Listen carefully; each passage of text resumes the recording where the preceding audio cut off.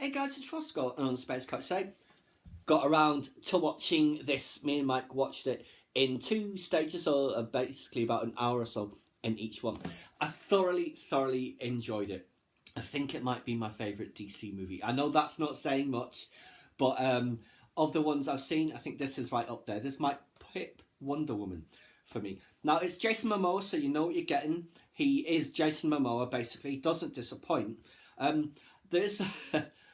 There's a lot of very exposition-heavy speaking, plot dialogue driving in this, especially in the first hour. It's all very much, you must go to the place and complete the task and get the thing. Loads of that in there.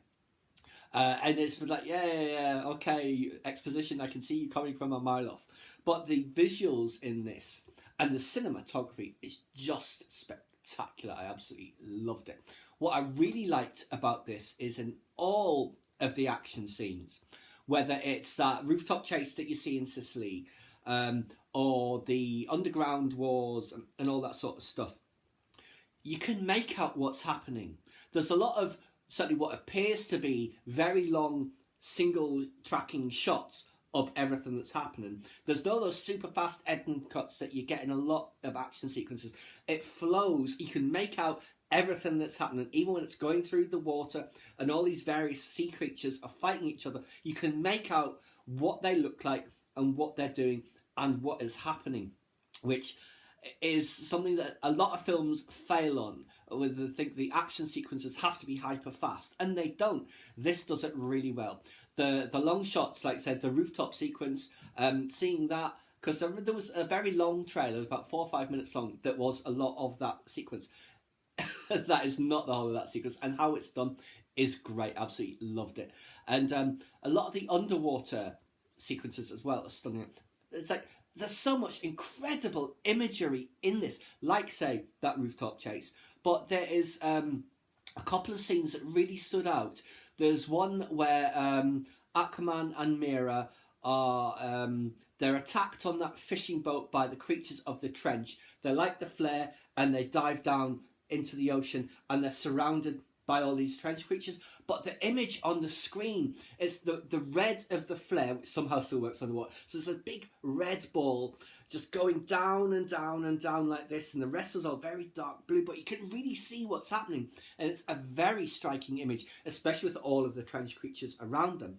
And there's another scene during the big battle, one of the big battles, where Aquaman and Mera kiss. But they're in open water, they come together like this, and it's a great big panning shot all around them, and there's massive explosions going off everywhere, and they are the centre of the screen. So you see all of this happen around them as it pans around, and it's just very striking.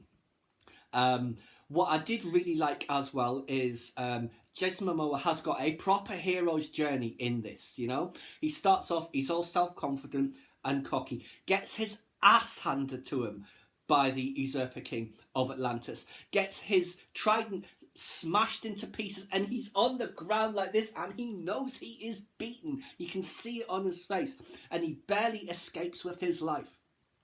But of course, that is a crucial part of the hero's journey. They have to lose, be defeated, before they can grow, and that is his growth point. From then on, he's able to grow into the role of Atlantis once he accepts his destiny.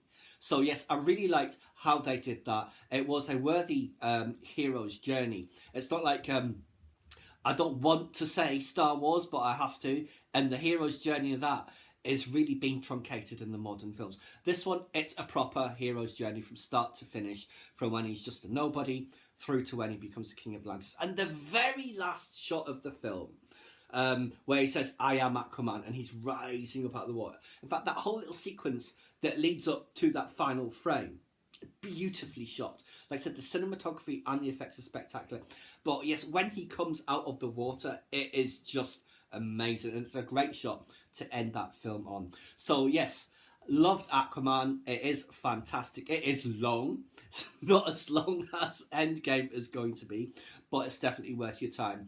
They certainly have fixed some of those DC problems, I hope, because I'm very much now looking forward to seeing more of Aquaman. Now we've had his standalone movie, and it was the success that it deserved to be. And like I said, I thoroughly enjoyed it. I hope you guys did too. There will be an Aquaman 2 in due course. Maybe there'll be another Justice League team up at some point that will have him in it. But yes, very much looking forward to seeing Jason Momoa as Aquaman again.